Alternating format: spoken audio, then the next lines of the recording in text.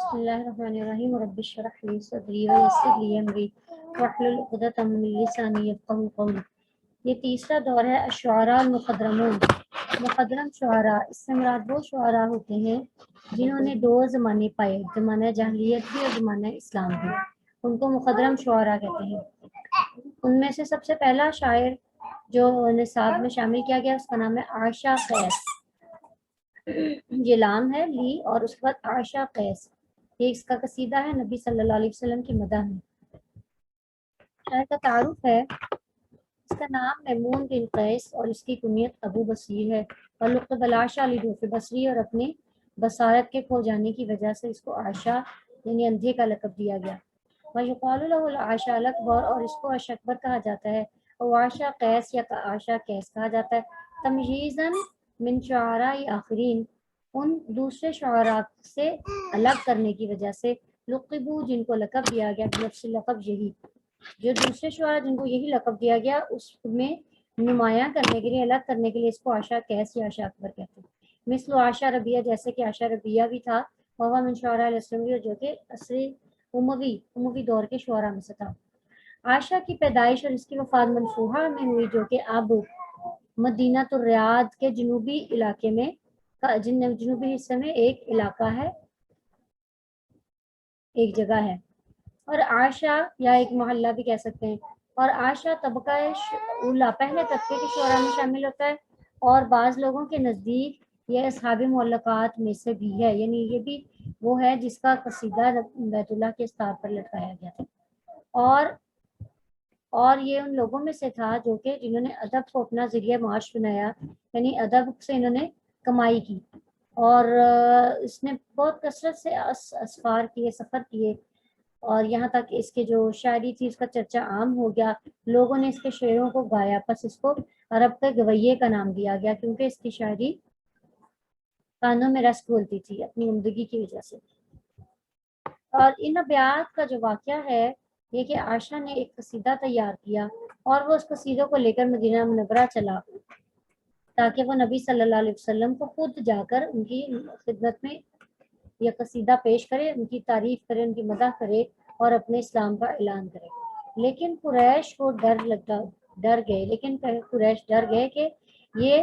अपनी मुसलमानों की सफ़ों में चला जाएगा और उनकी बलागत में इजाफा होगा।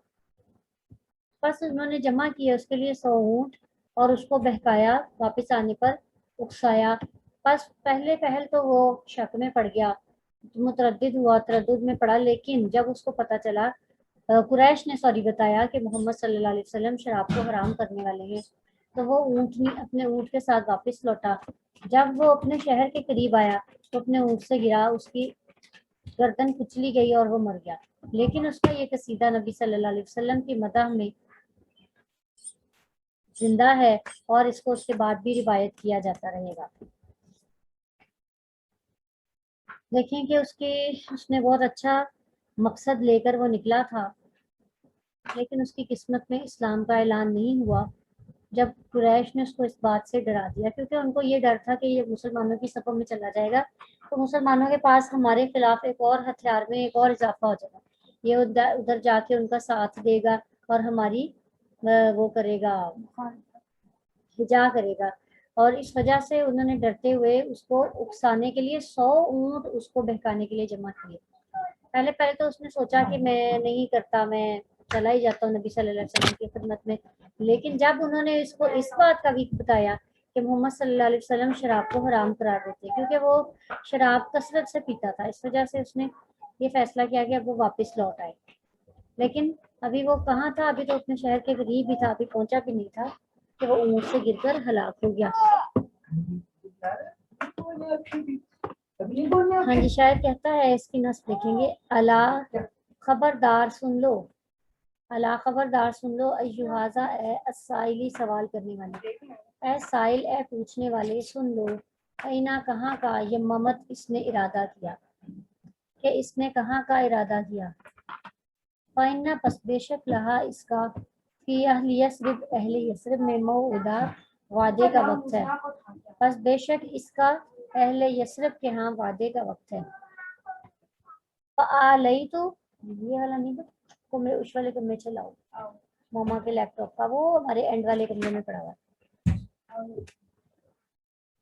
फ़ालई तू, बस मैंने कसम खा ली, ला अरसी नहीं मैं तरस खाऊंगा। फ़ालई तू, बस मैंने कसम खा ली, ला अरसी मैं तरस नहीं खाऊंगा, लहा इस पर, मिन कलालत इन थकावट की वजह से।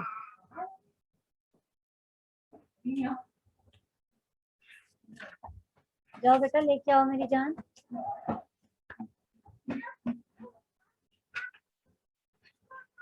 फ़ालई तू, बस मैंने कसम खाई है,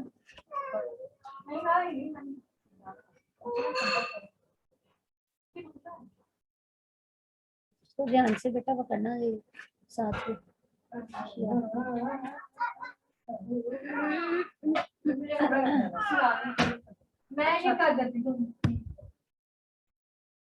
फ़ालई तो, बस मैंने कसम खाई है, ला अरसी नहीं मैं तरस खाऊंगा, लहा इस पर, मिन कलालत इसकी थकन की वजह से, वला और ना ही मिन हफन इसके खुरों के घिस जाने की वजह से, हत्ता यहाँ तक कि तजूरा वो ज़ियारत कर लेगी मोहम्मद सल्लल्लाहु अलैहि वसल्लम। मैंने कसम खाई है कि मैं इसकी थकावट की वजह से और इसके खुरों के घिस जाने की वजह से इस पर नहीं करूंगा, तरस नहीं खाऊंगा। रानी ये लगाना बच्चा, लैपटॉप का चार्जर है इसमें। हाँ जी, मैं इसके खुरों के घिस जाने की वजह से और थकावट की वजह से इस पर तरस नहीं खाऊंगा, यहाँ तक कि वो मोहम्मद सल्लल्लाहु अलैहि वसल्लम की ज़ियारत करेगी।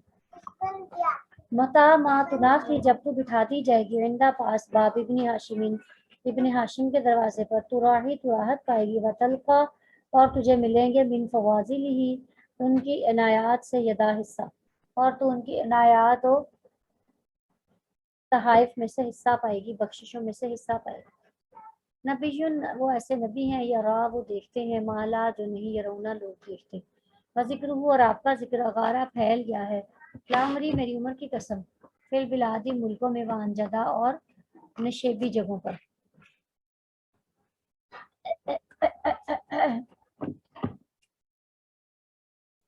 आप सल्लल्लाहु अलैहि वसल्लम ऐसे नबी हैं जो वो कुछ देखते हैं जो दूसरे नहीं देख पाते, और मेरी जिंदगी की कसम उनका जिक्र मुल्क के नशेबो फराज में आम हो चुका है।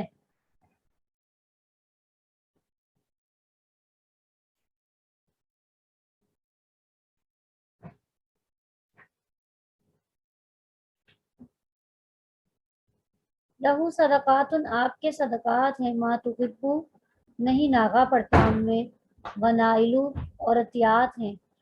वलैसा और नहीं है, अताऊ अताल यौम आज की, मानियहु रोकने वाली, वदा कल को। आप सल्लल्लाहु अलैहि वसल्लम के सदकात हैं जिनमें नागा नहीं पड़ता, और अतियात भी हैं, और आज का अतिया कल के अतिये को रोकने वाला नहीं होता।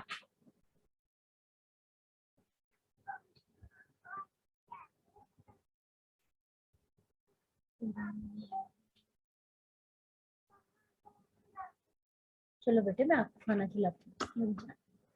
देखें तो कल किचन में कुछ बना, किचन में मेरी बेटी देख के क्या बना है मेरी बेटी को, मैं आपको खाना खिलाती हूँ।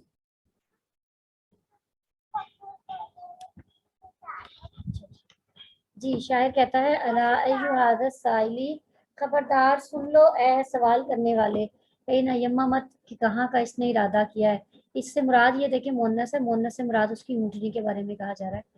ये शायर कह रहा है कुरैश को, कुरैश मक्का को, जो इससे पूछ रहे हैं कि तुम कहाँ जा रहे हो, तुम किधर का तुम्हारा इरादा है, तुम्हारी ऊँटनी किधर का रुख किए हुए, तो वो उनको जवाब देते हुए कहता है, शायर को नबी सल्लल्लाहु अलैहि वसल्लम से मोहब्बत हो गई थी। आप सल्लल्लाहु अलैहि वसल्लम के बारे में जब उसने बहुत जिक्र सुना तो उसको आप सल्लल्लाहु अलैहि वसल्लम से मोहब्बत हो गई, और उसने सोचा नबी सल्लल्लाहु अलैहि वसल्लम की शान में एक लिखा क्या है, एक कसीदा लिखा, और वो चाहता था कि वो इस कसीदे को नबी सल्लल्लाहु अलैहि वसल्लम की खिदमत में हाजिर होकर खुद उनको सुनाए और उनकी खिदमत में पेश करे। उसने इरादा किया, तो लोगों को जब इस बात का पता चला तो उन्होंने उससे पूछा, تو شاعر کہتا ہے کہ اے لوگو، اے پوچھنے والو میری اونٹنی کے بارے میں کہ یہ کہاں جا رہی ہے، اس نے کہاں کا ارادہ کر لیا ہے۔ تو وہ شخص جو یہ پوچھنا چاہتا ہے، جو یہ سوال کرنا چاہتا ہے، وہ جان لے، اس بات کا پتہ کر لے کہ اس کا ارادہ ہے کہ یہ اہل یثرب جا کر ہی ٹھہرے گی، اس کا وہاں پر وعدے کا وقت مقرر ہے، اس کی منزل اہل یثرب ہے۔ آپ بھی اس کو لے کر گئی ہیں بیٹی کو، اہل یثرب کے ہاں اس کا وعدہ مقرر ہے، اہل یثرب کے ہاں جا کے یہ رکے گی، اب یہ کہیں نہیں جائے گی، اب یہ کہیں نہیں رکے گی، بلکہ یہ سیدھی جا کر اپنی منزل مقصود کو پا لے گی اور اس کو پا کر وہاں ہی ٹھہرے گی۔ اپنی والہانہ محبت کا اظہار کر رہا ہے شاعر اس علاقے سے، یثرب سے۔ اور یثرب کیا ہے؟ مدینہ منورہ کا پرانا نام، جبکہ نبی صلی اللہ علیہ وسلم کی وہاں ہجرت نہیں ہوئی تھی اس وقت اس کو یثرب کہتے تھے۔ تو شاعر نے بھی کہا ہے کہ یہ یثرب جا کے ہی ٹھہرے گی، یا اس نے وہاں وعدے کا، اپنی ملاقات کا وقت مقرر کر لیا ہے۔ پھر وہ کہتا ہے کہ میں نے قسم کھائی ہے کہ میں اس کی تھکاوٹ پر، اس کے پھولوں کے گھس جانے پر کیا نہیں کروں گا، ترس نہیں کھاؤں گا۔ شاعر اپنے عشق کے بارے میں بتاتا ہے کہ میرا اس حد تک عشق ہو چکا ہے، اس عروج کو پہنچ چکا ہے، میں بےتاب ہوں اور میں بے چین ہوں، میں اس وقت کا شدت سے انتظار کر رہا ہوں کہ کب ملاقات ہوگی، کب میں نبی پاک صلی اللہ علیہ وسلم کی زیارت کروں گا، کب میں ان کے قریب ہوں گا اور کب میں ان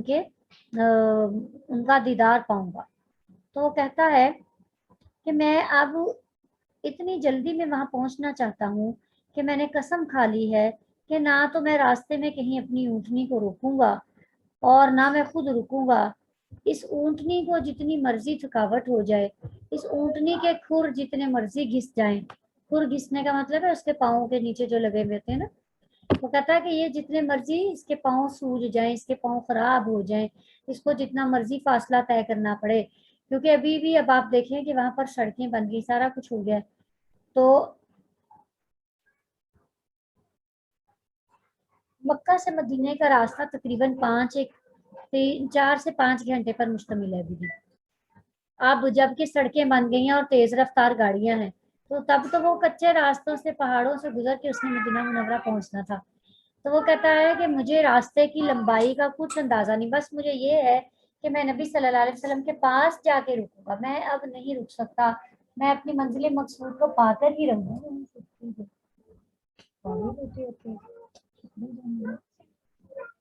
تو وہ کہتا ہے کہ میں تب تک چلتا رہوں گا، میں اپنے سفر کو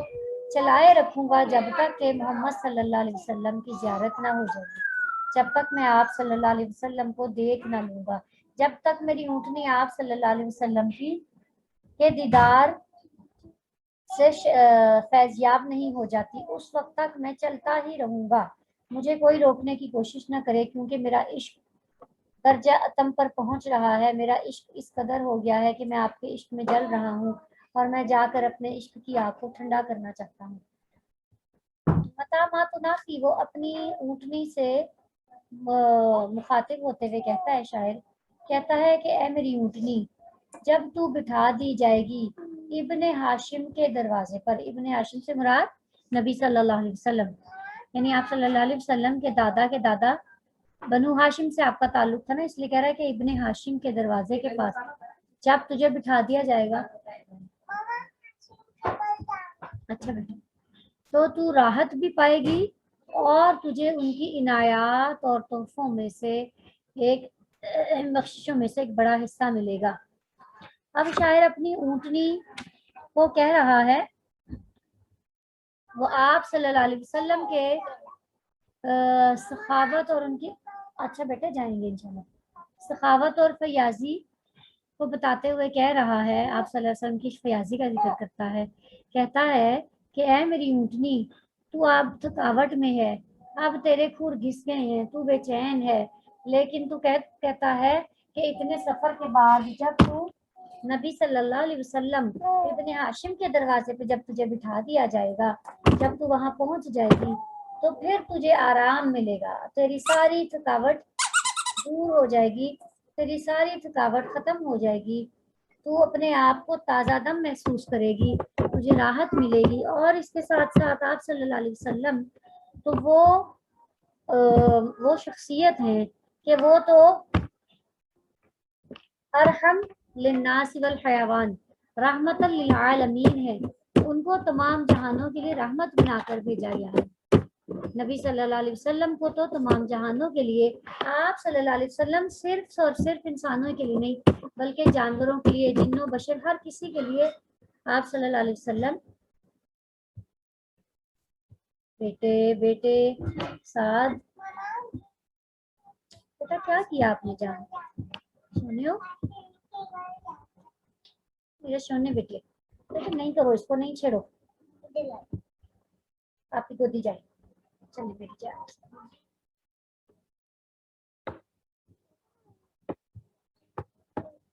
یہ لو. ہاں جی, وہ کہتا ہے کہ نبی صلی اللہ علیہ وسلم وہ شخصیت ہے کہ وہ انسانوں کے ساتھ ساتھ حیوانات کے لیے بھی, جمادات کے لیے بھی, نباتات کے لیے بھی, ہر کسی کے لیے وہ رحم کرنے والے, ان پر رحمت بن کر آئے تھے. تو وہ کہتا ہے کہ تو جب چلی جائے گی, وہ تو وہ شخصیت ہے کہ جب آپ نے سنا واقعہ پڑھا ہوگا آپ صلی اللہ علیہ وسلم کے حوالے سے کہ ایک اونٹ جو تھا وہ بہت نبی صلی اللہ علیہ وسلم کے پاس آ کر بلکتا تھا, روتا تھا اور اپنے مالک کی شکایت کرتا تھا. آپ صلی اللہ علیہ وسلم تو ان کی بولی بھی سمجھ لیتے تھے, ان کو اللہ تعالیٰ نے علم دے رکھا تھا. تو وہ کہتے ہیں کہ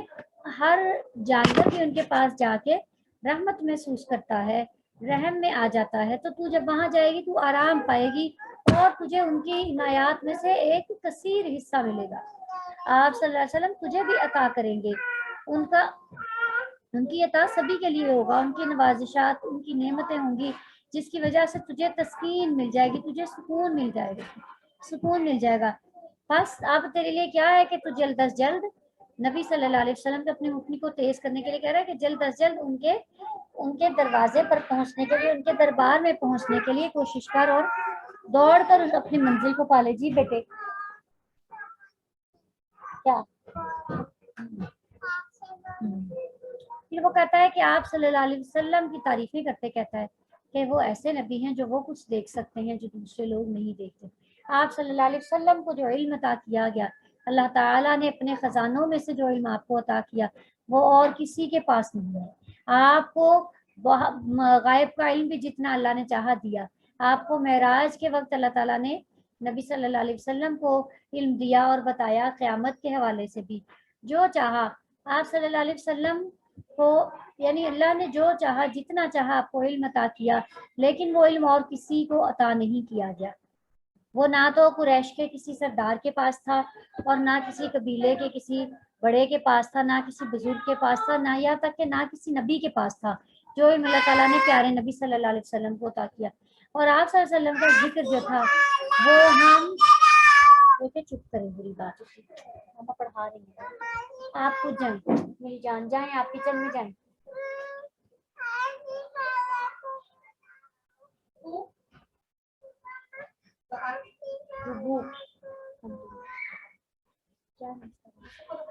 اس کو بھی اور مجھے کھانا کھانا کھانا کھانا کیا ہو رہا ہے, میں ادھر آ جاتی ہوں, ہو گیا تھا. وہ کہتا ہے کہ ایسے نبی ہیں جو وہ کچھ دیکھتے ہیں جو دوسرے نہیں دیکھ سکتے, اور آپ کا ذکر, میری عمر کی قسم, آپ کا ذکر ہر جگہ پر اونچی نیچی نشیب و فراز میں ہر جگہ آپ صلی اللہ علیہ وسلم کا ذکر عام ہو گیا ہے. جہاں جہاں لوگ پہنچے ہیں ہر جگہ وہ آپ کا ذکر کرتے ہیں. آپ کا ذکر دور دراز ملکوں میں چلا گیا, آپ کی سچائی کا ذکر ہو رہا ہے, ہر شخص آپ کا قائل ہو رہا ہے اور آپ کی محبت میں گرفتار ہو رہا ہے. ایک بار آپ صلی اللہ علیہ وسلم کا جو دیدار کرتا ہے وہ آپ ہی کا ہو کر رہ جاتا ہے. ایک بار ایک شاعر تھا, بہت بڑا شاعر, جو کہ بعد میں بہت بڑے وہ بن گئے صحابی, حضرت طفیل بن عمرو الدوسی تھے. ان کو قریش مکہ نے بڑا کہا کہ تم ان کے پاس جاؤ گے تو تم ان کے ہی ہو کر رہ جاؤ گے, اس کی بات نہ سننا, وہ ہر کسی پر اپنا جادو کر دیتا ہے. تو حضرت جو طفیل تھے انہوں نے کیا کہا, یہ بیت اللہ کا طواف کرنے چلے گئے, انہوں نے اپنے انگلیوں کانوں میں اپنے روئی دے لی اور انگلیاں ٹھونس لی کہ میں اس شخص کی بات نہ سن سکوں, کیونکہ قریش مکہ نے یہ کہا کہ بھئی یہ شخص ہر کسی پر جادو کر جاتا ہے, کہ مجھ پہ نہ جادو ہو جائے. آپ صلی اللہ علیہ وسلم کے ساتھ وہ بھی طواف کرتے رہے، طواف کر رہے تھے کہ ایک بار ان کے دل میں آیا کہ اے طفیل، ایسی کیا بات ہے، یہ شخص کیا کہہ دے گا، اس کی بات سن کر تو دیکھ، تو اتنا بڑا شاعر ہے، تیرے پہ کسی کا کیا جادو چلنا ہے۔ حضرت طفیل بن عمرو الدوسی نے اپنے کانوں سے جب انگلیاں ہٹائیں اور آپ صلی اللہ علیہ وسلم کے بارے میں ان کو سنا، جو کلام وہ پڑھ رہے تھے اس کو جب ان کے کانوں میں آوازیں گئیں تو وہ کہہ اٹھے لا الہ الا اللہ محمد رسول اللہ۔ انہوں نے نبی صلی اللہ علیہ وسلم پر ایمان لیا، کیونکہ شاعر جتنے بڑے تھے ان کو پتا تھا کہ جو کلام ہم لے کر آتے ہیں، جو کلام ہم پیش کرتے ہیں، یہ شخص جو کلام پیش کرتا ہے نہ تو یہ شاعر ہے، یہ کسی انسان کے بس کی بات نہیں۔ انہوں نے وہ کلام سنا اور انہوں نے وہ ایمان لیا ہے۔ تو یہ بھی شاعر کہہ رہا ہے کہ آپ کا ذکر تو نشیب و فراز میں پھیل چکا ہے، جو شخص آتا ہے آپ کا گربیدہ ہو جاتا ہے، آپ کی محبت میں گرفتار ہو جاتا ہے، آپ کے عشق میں گرفتار ہو جاتا ہے، پھر جب جاتا ہے اپنے قبیلے کی طرف تو وہ اس قبیلے میں جا کر آپ صلی اللہ علیہ وسلم کا ذکر عام کر دیتا ہے، گویا آپ صلی اللہ علیہ وسلم ہر جگہ پر مشہور و معروف شخصیت ہو چکے ہیں۔ اب آپ کو آپ کے ذکر کو پھیلنے سے کوئی نہیں روک سکتا۔ پھر وہ آپ صلی اللہ علیہ وسلم کی سخاوت اور فیاضی کا ذکر کرتے ہوئے کہتا ہے کہ آپ کے صدقات ایسے ہیں جن میں کوئی ناغہ نہیں پڑتا، اور آپ کے ایسے عطیات ہیں کہ آج کی عطا کل کی عطا کو روکنے والی نہیں ہے۔ جیسے آپ نے پیچھے بھی ہم نے دیکھا کہ ان کی عطا اور بخششیں صرف انسانوں کے لیے نہیں بلکہ حیوانات کے لیے، جنوں کے لیے، نباتات کے لیے، جمادات کے لیے، ہر چیز کے لیے آپ صلی اللہ علیہ وسلم کی نوازش و عطیات ہوتی تھی۔ اور یہ ضروری نہیں کہ نوازش و عطیات میں صرف پیسہ اور مال و دولت ہی ہو، یعنی ہر طرح کا، کسی کو پروٹیکٹ کرنا، غلاموں کی مدد کرنا، کسی سائل کو عطا کر دینا، جو بھی چیز آپ کے پاس ہوتی تھی، یہاں تک کہ آپ صلی اللہ علیہ وسلم کے پاس 90,000 درہم لائے گئے، احد کے پہاڑ کے برابر آپ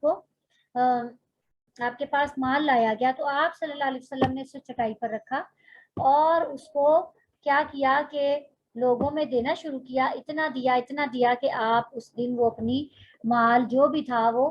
ختم کر کے 90,000 درہم ختم کر کے پھر آپ صلی اللہ علیہ وسلم اپنے گھر کو واپس گئے۔ وہ کہتا ہے کہ آپ کے انعام و اکرام اور آپ کی نوازشات کی امید اتنی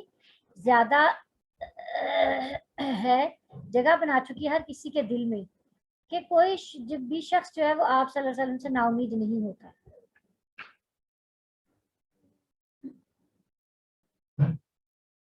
کہتا ہے آپ کی جو عطیات ہیں، آپ کے جو صدقات ہیں، آپ کی جو بخششیں ہیں، ان میں نہ تو کوئی وقفہ پڑتا ہے، نہ کسی قسم کی دیر ہوتی ہے۔ کوئی دن ایسا نہیں ہے کہ جس دن آپ کے ہاں سے کسی کو خیرات نہ ملے، بغیر ناغے کے روز بروز آپ کے عطیات اور عنایات جاری رہتے ہیں۔ جو آپ صلی اللہ علیہ وسلم اگر آج انعام کرتے ہیں تو ایسا نہیں ہے کہ وہ کل نہیں کریں گے، بلکہ کل وہ اس سے بھی بڑھ کر عطیات اور بخششیں عطا کرتے ہیں۔ کوئی چیز بھی آپ کی مہربانیوں کو روکنے والی نہیں ہے۔ اللہ تعالیٰ نے آپ کو اتنا عطا کیا ہے، آپ کے ہاتھ میں اللہ نے کہا کہ تقسیم آپ کریں، آپ صلی اللہ علیہ وسلم کے ہاتھ میں آپ نے تقسیم، اللہ تعالیٰ نے تقسیم دے دی، اور جیسے مرضی جس کو جتنا مرضی چاہے آپ عطا کر سکتے ہیں۔ کیونکہ اہل جو مکہ تھے وہ بھی بہت کثرت سے کہتے تھے، مہمان نواز بہت تھے، لیکن وہ آپ صلی اللہ علیہ وسلم کو ان سب میں جدا کر رہا ہے کہ آپ کی عطیات، آپ کی بخششیں ایسی بخششیں ہیں کہ اگر آپ نے آج کسی کو عطا کیا ہے تو کل اگر وہ شخص چلا جائے گا تو ایسا نہیں ہوگا کہ کل اس کو نہیں ملے گا، بلکہ اس کو کل بھی اس سے بڑھ کر عطا ہوگا۔ اور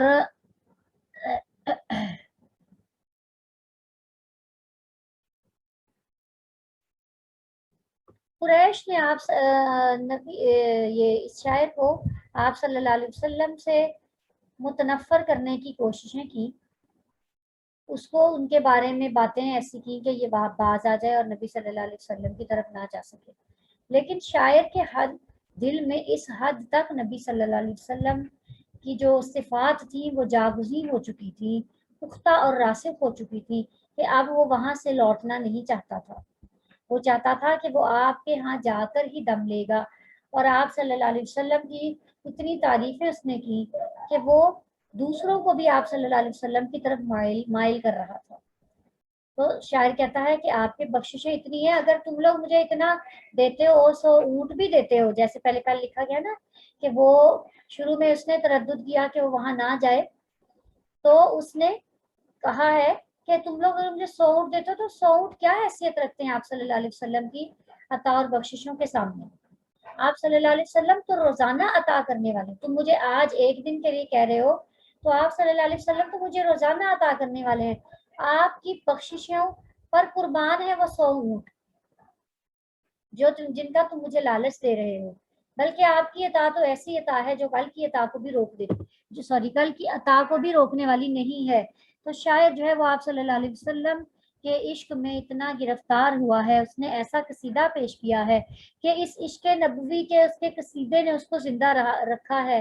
اور محمد صلی اللہ علیہ وسلم کی محبت کا داعی بن گیا ہے، دوسروں کو بھی آپ صلی اللہ علیہ وسلم کی محبت کا درس دے رہا ہے کہ ایک میں ہی نہیں، تم بھی ان کی محبت میں گرفتار ہو جاؤ گے جب تم آپ صلی اللہ علیہ وسلم کی ان بخششوں اور عطیات کو دیکھو گے۔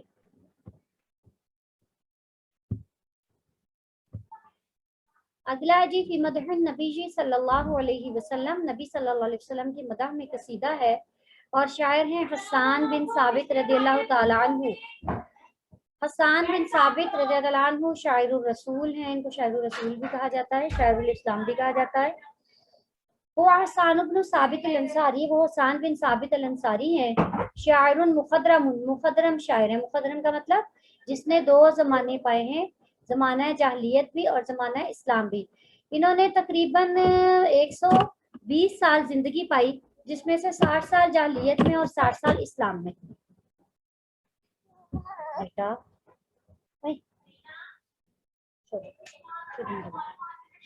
اور پھر جب اسلام لے آئے تو انہوں نے اپنے شعروں سے مسلمانوں کا دفاع کیا۔ آپ کو شاعر الرسول صلی اللہ علیہ وسلم کا لقب دیا جاتا ہے۔ وتوفی فی خلافت معاویہ بن ابی سفیان 54 ہجری، اور 54 ہجری میں حضرت معاویہ بن ابی سفیان کی خلافت میں آپ نے وفات پائی۔ آپ کی جو حسان بن ثابت ہیں، ان کی 6 لڑیاں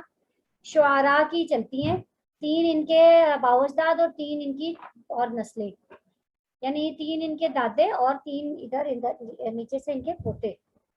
یعنی 6 طرح سے ان کا جو ہے نا وہ سلسلہ نسب وہ سارے شعراء ہی تھے۔ اور درجہ نس میں وہ نبی صلی اللہ علیہ وسلم کی مدح کر رہے ہیں، اور آپ کے حسن اور جمال کی، اور اس کے ساتھ ساتھ آپ کے حسب اور نسب کی پاکیزگی کو بیان کر رہے ہیں۔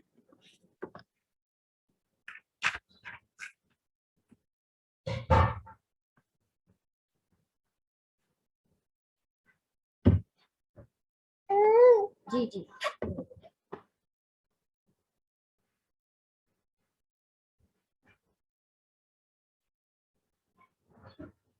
شاعر کہتا ہے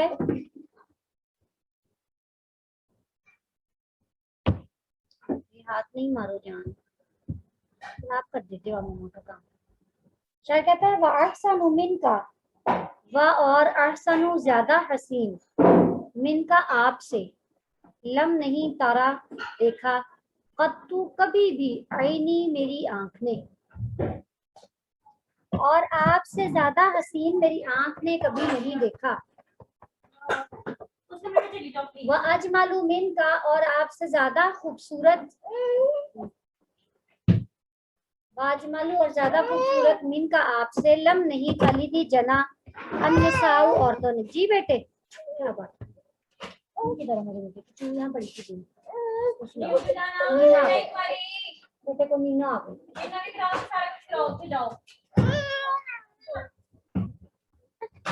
وَأَحْسَنُ مِنْكَ لَمْ تَرَ قَطُّ عَيْنِي، اور آپ سے زیادہ خوبصورت میری آنکھ نے کبھی دیکھا ہی نہیں۔ وَأَجْمَلُ مِنْكَ لَمْ تَلِدِ النِّسَاءُ، آپ سے زیادہ حسین جمیل میری کسی عورت نے جنا ہی نہیں۔ خلقتا، آپ کو پیدا کیا گیا، مبرئن پاک، من سے کلی ہر عیب عیب سے، وَأَنَّكَ گویا کہ آپ کا خلقتا آپ کو پیدا کیا گیا، کما تشاء جیسا کہ آپ چاہتے تھے۔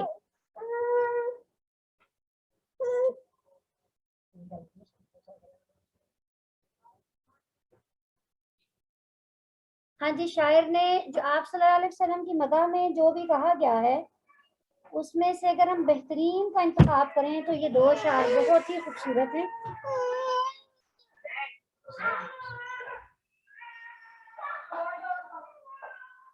شاعر نے آپ کے حسن کو کسی اور چیز سے تشبیہ نہیں دی اور کچھ بیان نہیں کیا،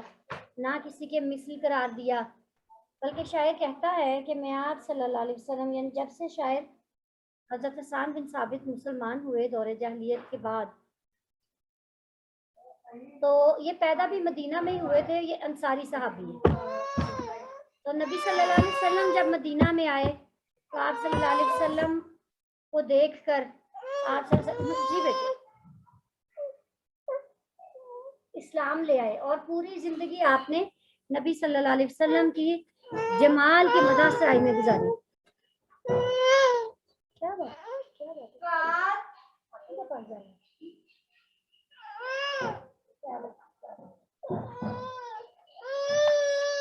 کیا بات ہے جان، آپ ماما کو تنگ کر رہے ہیں. تو شاعر کہتا ہے کہ میں آپ کے حسن کی کیا مثال دوں. آپ صلی اللہ علیہ وسلم کا حسن تو بے مثال حسن ہے، کیونکہ آپ جیسا حسین آج تک میری آنکھ نے نہیں دیکھا. قطو جو ہوتا ہے وہ فعل ماضی یعنی گزرے ہوئے زمانے کی نفی کرنے کے لیے آتا ہے.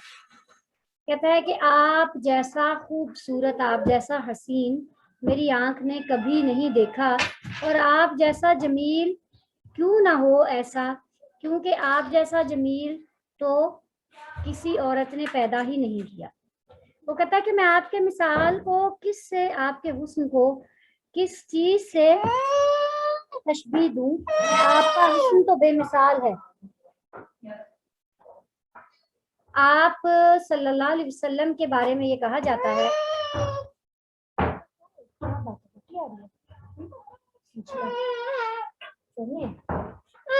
میرے بیٹے کو چھو دے، اس نے سونا ہے. اچھا جلدی جلدی جلدی.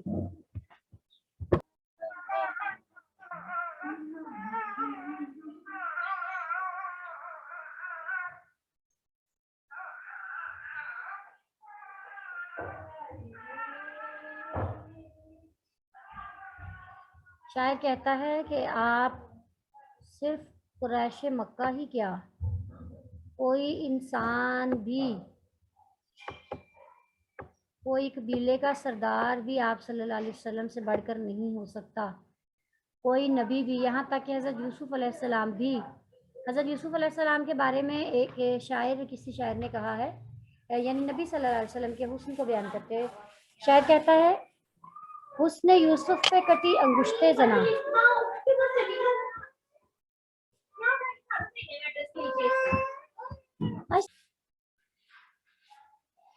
ہاں جی، شاعر کہتا ہے حسن یوسف پہ کٹی انگشتے زنا، تیرے نام پہ سر کٹواتے ہیں مرداں. وہ کہتا ہے کہ یوسف علیہ السلام کا حسن دیکھ کر تو کیا ہوا تھا کہ عورتوں نے اپنی انگلیاں کاٹ ڈالی تھی، لیکن آپ صلی اللہ علیہ وسلم کی ذات ایسی ذات ہے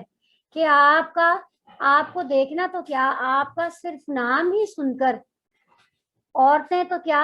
مرد بھی اپنے سر کٹوا دیتے ہیں، صرف انگلیاں ہی نہیں، مرد اپنے سر کٹوا دیتے ہیں. تو شاعر کہتا ہے کہ آپ سے زیادہ خوبصورت کوئی اس دنیا میں پیدا ہی نہیں ہوا، آپ سے زیادہ حسین اس دنیا میں کوئی آیا ہی نہیں ہے، کیونکہ اللہ نے کوئی اور بنایا ہی نہیں. آپ سا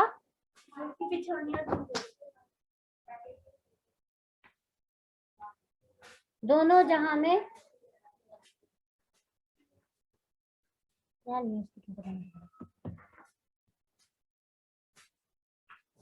کوئی نظر آیا ہی نہیں، آپ سا دونوں جہاں میں کوئی نظر آیا ہی نہیں، کیونکہ اللہ نے کوئی اور بنایا ہی نہیں. کہ آپ صلی اللہ علیہ وسلم کا حسن بے مثال ہے. آپ صلی اللہ علیہ وسلم جیسی خوبصورتی پوری کائنات میں اللہ تعالیٰ نے کسی کو عطا ہی نہیں کی. کوئی ایسا خوبصورت بچہ کسی عورت کے ہاں پیدا ہی نہیں ہوا. یہ قریش کیا حیثیت رکھتے ہیں، اللہ تعالیٰ نے تو پوری کائنات سے بڑھ کر حسن آپ صلی اللہ علیہ وسلم کو عطا کیا تھا. تو اے آپ صلی اللہ علیہ وسلم کو نہ ماننے والوں، آپ کے بارے میں سن لو کہ ایسی حسن و جمال والی ہستی تو کبھی کسی کائنات میں کہیں نظر ہی نہیں آتی. آپ جیسا خوبصورت ناک، آپ جیسی خوبصورت آنکھیں، آپ صلی اللہ علیہ وسلم کی زلف مبارک. اب کبھی آپ ان کا حلیہ مبارک پڑھیں تو ایسا حسین انداز میں وہ بیان کیا ہے ام معبد نے.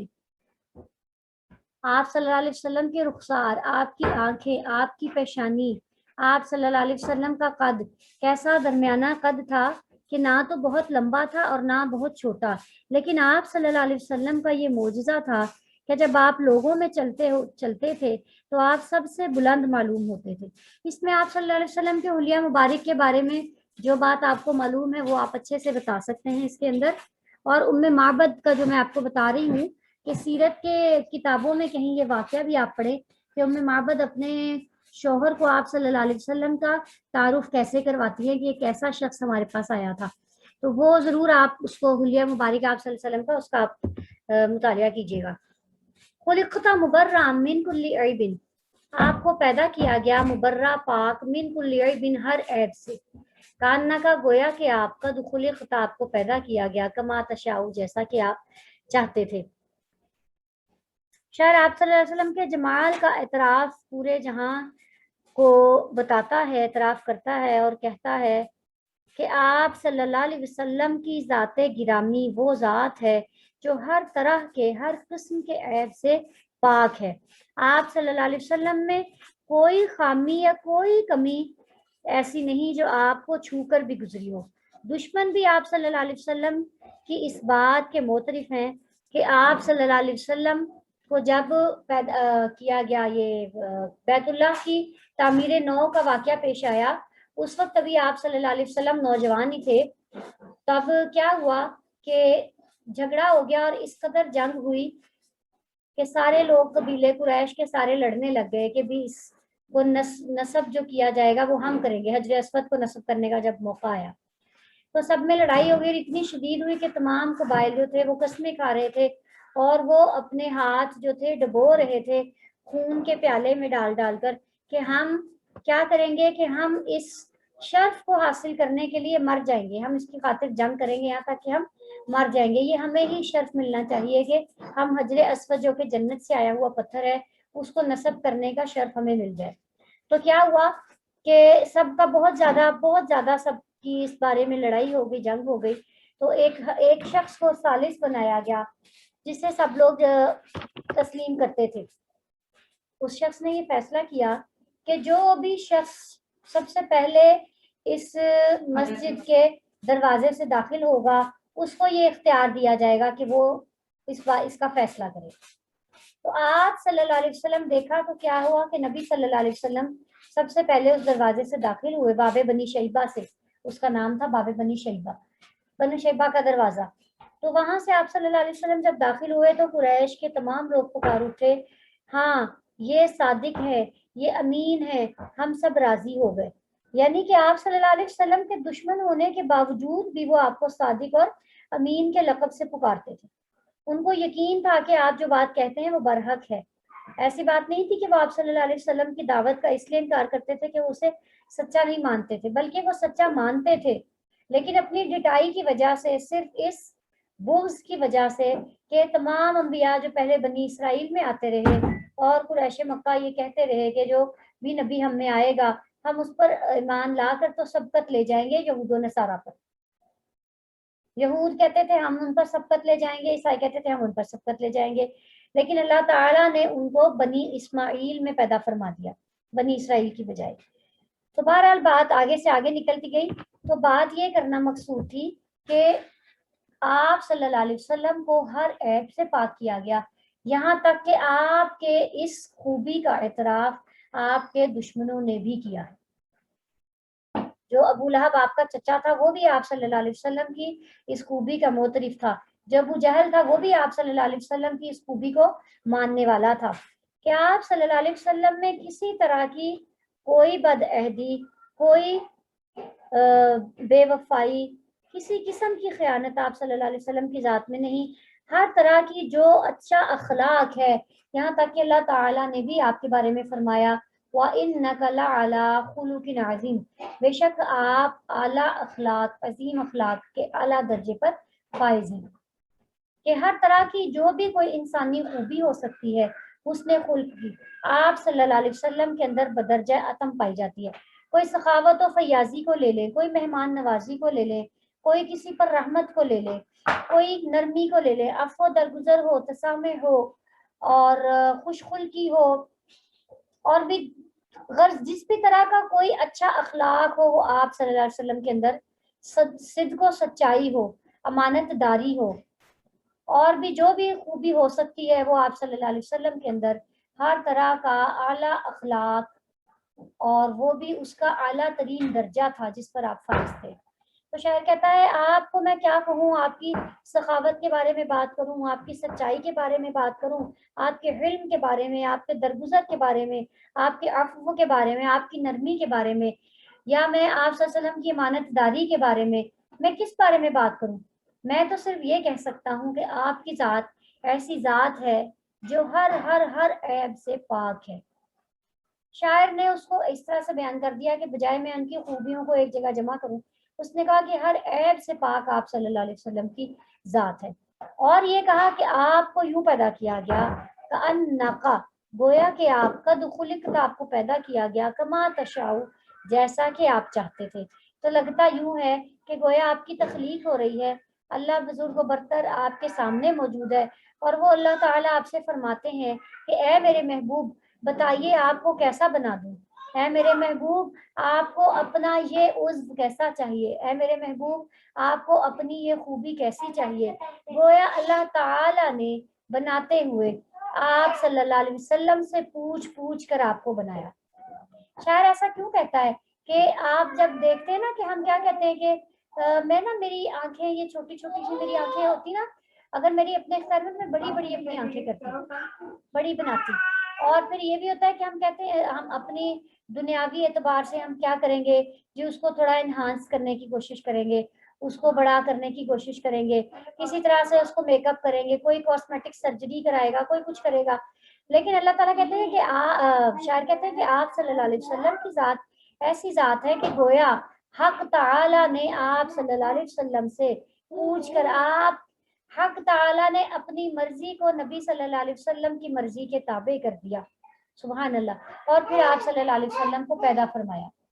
کہ جس طرح کا بھی آپ چاہتے تھے ویسا ویسا اللہ تعالیٰ نے آپ کو پیدا فرما دیا۔ یہ شعر کی تشریح میں آپ بہت کچھ لکھ سکتے ہیں، ہر طرح کا حسن، چہرے کے اعتبار سے، خوبصورتی کے اعتبار سے، اور ہر طرح کے آپ کی اخلاق کے اعتبار سے آپ کی صلی اللہ علیہ وسلم کی جو بھی خوبیاں آپ بیان کر سکتے ہیں، جو واقعات لکھ سکتے ہیں وہ آپ اس میں لکھ دیں، لیکن اتنا بھی نہیں لمبا کرنا کہ آپ اس کو لکھ لکھ کے اتنا کر دیں کہ آپ کی شیٹوں کی شیٹیں ختم ہو جائیں۔ گویا کہ ہوتا تو یوں ہے، اگر حق تو ہم پھر بھی ادا نہیں کر سکتے آپ کے اعلیٰ اخلاق کو بیان کرنے کا، آپ کی صفات کو بیان کرنے کا، تو بات یہ کہ حق تو یہ ہے کہ حق ادا نہ ہوا آپ صلی اللہ علیہ وسلم کی اس توصیف کے بارے میں کہ ہم ان کی توصیف کا کیسے ان کی توصیف کریں کہ رب تعالیٰ نے خود پورا قرآن ان کی توصیف میں بیان کر دیا۔ تو یہ بات آپ ان کے اس کی شاعری کے تشریح میں آپ لوگ لکھ سکتے ہیں، بہت سی آیات لکھ سکتے ہیں، بہت سے اشعار لکھ سکتے ہیں۔